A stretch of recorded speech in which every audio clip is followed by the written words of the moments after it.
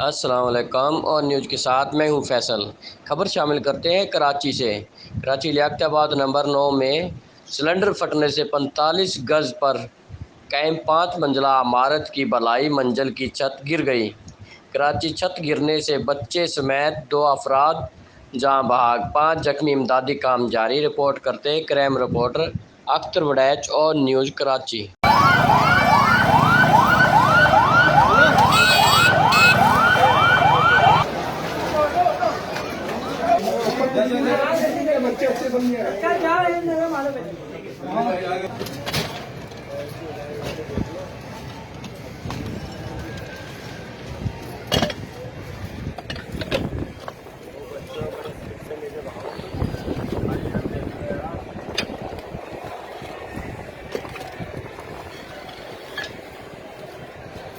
Like करें, comment करें, share करें और बेल आइकन को प्रेस करना मत भूलें।